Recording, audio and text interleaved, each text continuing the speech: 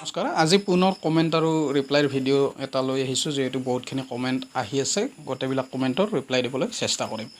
প্ৰথম কমেন্টটো কৰিছে অনলি 12ৰ সিলেবাসে লাগিবনে 11 12 দুটা ক্লাছৰে সিলেবাসখিনি লাগিব এনচিইআৰটি সিলেবাসখিনি ফলো কৰিবা আৰু লগতে যেহেতু উল্লেখ কৰা আছে হাই সেকেন্ডাৰী আসাম হাই সেকেন্ডাৰী এডুকেশ্যন কাউন্সিলৰ যিখিনি ষ্টেণ্ডাৰ্ড প্ৰেছক্ৰাইব সিলেবাস আছে সেইখিনি ফলো কৰিব দিছে গতিকে 11 12ৰ দুটা ক্লাছৰে সিলেবাস লাগিব কোৰ্সখিনি লাগিব ম্যাথ সাবজেক্ট নাথাকে নেকি এইৰ যেটো এক্সাম হয় কমন এন্ট্রান্স টেস্ট হ'ব বা আগতে যেটো ফেড এন্ট্রান্স হৈছিল তাত ম্যাথ সাবজেক্ট নাথাকে কিন্তু আইসিআৰৰ যেটো এক্সাম হয় তাত ম্যাথছ থাকে তাৰপিছত আহিলে মই লাষ্ট ইয়াৰ এইচএস ফাইনেল দিছিলো আৰু এইবাৰ ৰিপিট দিছো এতিয়া মই গেপ সাৰ্টিফিকেট দিব লাগিব নেকি জনাব যেহেতু লাষ্ট ইয়াৰ ফাইনেল দিছা আৰু এইবাৰ ৰিপিট দিছা গতিকে যদি ৰিপিট মাৰ্কশিটখন এপ্লিকেবল হয় ৰিপিট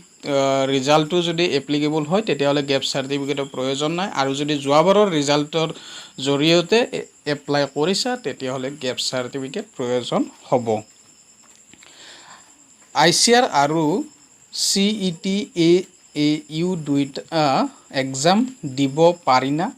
দুটা এক্সাম দিব পাৰিবা আইসিএআৰৰ যেটো এক্সাম হয় সেইটো এক্সামৰ জৰিয়তে অল ইণ্ডিয়াৰ যিকিখন ৰিকগনাইজ এগ্ৰিকালচাৰেল কলেজ আছে তাৰে 15% অল ইণ্ডিয়া কোটা সিটখিনি ফিল আপ কৰে 15% গোটেইবিলাক ৰিকগনাইজ কলেজতে অল ইণ্ডিয়া কোটাৰ কাৰণে সিট থাকে সেইখিনি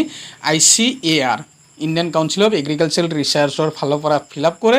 আৰু যেটো common entrance test Assam agriculture university conduct কৰিব সেই টেষ্টৰ জৰিয়তে যিখিনি আমাৰ ষ্টেট কোটা 85% সিট থাকিব সেই 85% সিটটোহে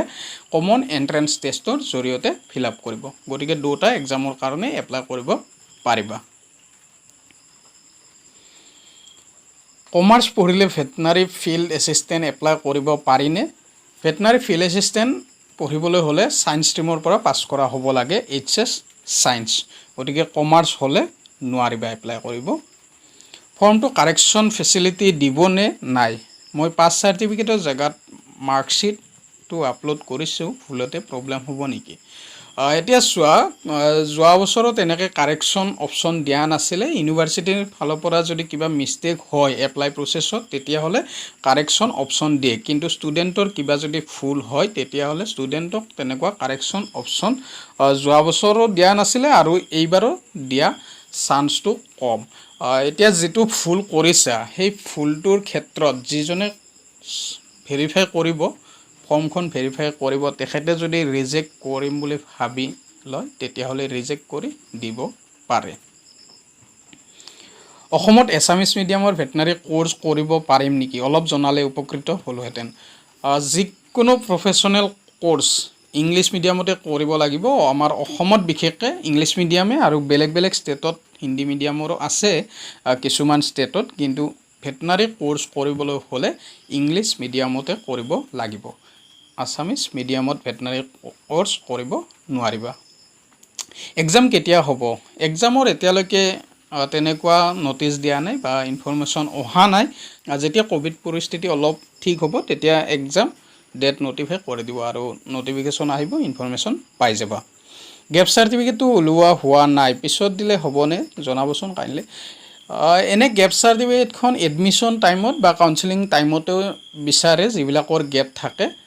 গতিকে হৈ যাব ইমান চিন্তা কৰিব নালাগে তাৰপিছত আহিলে নেগ্ৰিমছ কলেজৰ বিএসসি নাৰ্ছিঙৰ ফৰ্ম ফিল আপ হ'ল না নাই প্লিজ জনাব গম নাপাও তেনেকুৱা ইনফৰমেশন নাই নেগ্ৰিমছ কলেজৰ বিএসসি নাৰ্ছিঙৰ গতিকে গম নাপাও এতিয়া ইউ এন্ট্ৰেন্স এক্সামিনেশনৰ এডমিটখন কেতিয়া আহিব জনাব এতিয়ালৈকে ডেটে নোটিফাই কৰা নাই ডেটটো দিয়া নাই কেতিয়া এক্সাম হ'ব কাৰণ কোভিড পৰিস্থিতিতে চাব তাৰ পাছতহে ডেট দিব আৰু যেতিয়া এক্সামৰ ডেট দিব তাৰে এসপ্তাহ আগতে এডমিট কাৰ্ডখন ডাউনলোড কৰি ল'ব পাৰিবা ইউ এক্সাম দিম সো মই আইসিআৰৰ দিব লাগিব নেকি আকৌ দুটা এক্সাম একেদিনাটো নহয়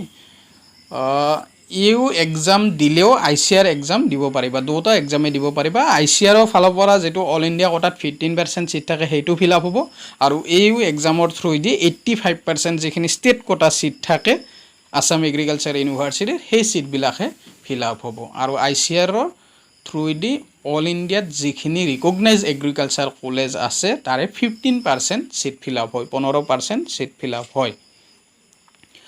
নিটত 490 মাৰ্কস নিটৰ তেনেকুৱা ইনফৰমেশন নাই গতিকে পিছত ভিডিও যদি আপলোড কৰো তেতিয়ালে জনাই দিম 2020 HS পাস কৰি BSc কৰি আছো এতিয়া মই গ্যাপ সাৰ্টিফিকেট দিব লাগিব নেকি জনাবচোন যদি গ্যাপ সাৰ্টিফিকেট বিচাৰে যেটো 2020 HS পাস কৰিছা 1 ইয়াৰৰ গ্যাপ পৰিছে আৰু যদি বিচাৰে তেতিয়া হলে দিব লাগিব আৰু নিবিচাৰিলে নালাগে হেতৰ কাৰণে এইবাৰ আৰ কোনো বেলেগকৈ অপশন দিয়া না আছিল সো কিবা প্ৰবলেম হ'ব নেকি এইবাৰ যেটো কমন এন্ট্ৰেন্স টেষ্ট হ'ব গোটেইবিলাক কোৰ্সৰ কাৰণে গতিকে সেই কাৰণে ভেটেনাৰীৰ ক্ষেত্ৰত কোনো অপশন দিয়া নাই কাৰণ গোটেইবিলাক কোৰ্সৰ কাৰণে কমন এন্ট্ৰেন্স টেষ্ট হ'ব আৰু সেই টেষ্টৰ ৰেংক অনুসৰি কোৰ্সবিলাকত এডমিশন হ'ব agriculture veterinary fishery science horticulture sericulture তাৰপিছত কমিউনিটি সায়েন্স তাৰপিছত আহিলে ফুড নিউট্ৰিচন এণ্ড ডায়েটেটিক্স গোটেইবিলাক UG কোৰ্সৰে কমন এন্ট্ৰেন্স টেষ্টৰ জৰিয়তে এডমিশন হ'ব তাৰপিছত VFA কোৰ্স বুলি লিখিছে কোৱেশ্চন একো কৰা নাই তাৰপিছত 2021 ডি ফাৰ্মৰ এন্ট্ৰেন্স হ'বনে নাই 2020 তে এন্ট্ৰেন্স হৈছিল যেটো যোৱাবাৰো কৰোনা আছিল তথাপিও এন্ট্ৰেন্সটো হৈছিল গতিকে 2021 তো এন্ট্ৰেন্স হ'বই ডি ফাৰ্মৰ কাৰণে ডি ফাৰ্ম আৰু BSc নাৰ্ছিঙৰ এন্ট্ৰেন্সটো একেলগে হয় Srimanta Sankardev university of health সায়েন্সৰ ফালৰ পৰা এক্সামটো কণ্ডাক্ট কৰে এন্ট্ৰেন্সৰ ডেটটো কেতিয়া দিব একো আইডিয়া আছে নেকি এন্ট্ৰেন্সৰ ডেট এতিয়ালৈকে নটিফাই কৰা নাই ইউনিভাৰ্চিটিৰ ফালৰ পৰা কোভিড পৰিস্থিতি যেতিয়া অলপ ঠিক হ'ব ভালে যাব তেতিয়া ডেট নটিফাই কৰিব আৰু এডমিট কাৰ্ডও ডাউনলোড কৰিব পাৰিবা ইণ্ডিয়ান আৰ্মি থ্যাঙ্কস দিছে ওয়েলকাম এগ্ৰিকালচাৰ এন্ট্ৰেন্সত কেনে কোৱেশ্চন আহে এটা ভিডিও দিয়ক না এতিয়া সোয়া এগ্ৰিকালচাৰৰ এইবাৰ ফাৰ্স্ট টাইমৰ কাৰণে কমন এন্ট্ৰেন্স টেষ্ট হ'ব আগত HSৰ মাৰ্কছৰ ওপৰত ভিত্তি কৰি এডমিশন দিয়া হৈছিল আৰু ভেটেনাৰী এন্ট্ৰেন্স প্ৰতি বছৰে হৈ আছিল কিন্তু এইবাৰ কমন এন্ট্ৰেন্স টেষ্ট হ'ব ফৰ অল UG কোৰ্সৰ কাৰণে মাস্টাৰ্স কোৰ্সৰ কাৰণে তেনেকৈ বেলেগকে হ'ব PhDৰ কাৰণে বেলেগকে হ'ব গতিকে কথাটো এনেকুৱা যেহেতু ভেটেনাৰী এন্ট্ৰেন্স আগত হৈছিল কিন্তু কোৱেশ্চন পেপাৰ তেনেকৈ ষ্টুডেন্টৰ হাতত নাহে কোৱেশ্চন পেপাৰ বিলাকো সাবমিট কৰি দিব লাগে আৰু এগ্ৰিকালচাৰৰ তো এইবাৰ প্ৰথমবাৰৰ বাবে এন্ট্ৰেন্সটো হ'ব গতিকে তেনেকুৱা ধৰণৰ কোৱেশ্চন পেপাৰ আৰ নাই বা পোৱা নাযায় গতিকে NCERT বা আসাম হাই সেকেন্ডাৰী এডুকেশ্যন কাউন্সিলৰ যিখিনি ষ্টেণ্ডাৰ্ড সিলেবাস হয় সেই সিলেবাসখিনি ফলো কৰাই ভাল ফিজিক্স কেমিষ্ট্ৰি আৰু বায়োলজি কেতিয়ালৈ হ'ব কমন এন্ট্ৰেন্স টেষ্টটো এতিয়ালৈকে ডেট নটিফাইড কৰা নাই যেতিয়া কোভিড পৰিস্থিতি ভালৰ ফালে আহিব তেতিয়া ডেট নটিফাইড কৰিব আৰু লগতে এডমিট কাৰ্ডও ডাউনলোড কৰিব পাৰিবা ডকুমেন্ট সাবমিট হোৱাৰ পিছত এখন একনলেজমেন্ট কাৰ্ড দে ন ডাউনলোড কৰি ল'ব লাগে একনলেজমেন্ট কাৰ্ডখন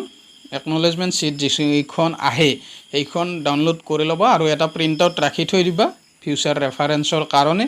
আৰু যোৱা বছৰ আপলোডৰ অপচন আহিছিল একনলেজমেন্ট শীটত পেৰেন্টছৰ সিগনেচাৰ লৈ আপলোড কৰিব লগা হৈছিল গতিকে নিজৰ যেটো লগইন ID ৰেজিষ্ট্ৰেচন নাম্বাৰ আৰু পাসওয়াৰ্ড আছে লগইন কৰি ড্যাশবোৰ্ডটো চেক কৰি থাকিবা তাত যদি একনলেজমেন্ট আপলোড অপচন আহে তেতিয়া হলে একনলেজমেন্ট খনত পেৰেন্টছৰ সাইন লৈ আপলোড কৰিব লাগিব গতিকে please inform about EU acknowledgement already discuss কৰা হ'ল তাৰপিছত মই ফিজিক্যাল ফিটনেস সাৰ্টিফিকেট ডাউনলোড কৰা নাই আকৌ হ'ব নেকি প্লিজ ৰিপ্লাই মেডিকেল ফিটনেস সাৰ্টিফিকেটখন এডমিশনৰ টাইমত বিচাৰে বা কাউন্সেলিংৰ টাইমত বিচাৰে গতিকে সেইখন আপলোড দিব লগা এতিয়া নাই আৰু ডাউনলোড মানে কি যিখন ইনফৰমেশন বুলেটিন আছে তাতো ফৰমেটটো দিয়া আছে তাৰ পৰা প্ৰিন্ট আউট এটা লৈ ল'ব পাৰিবা আৰু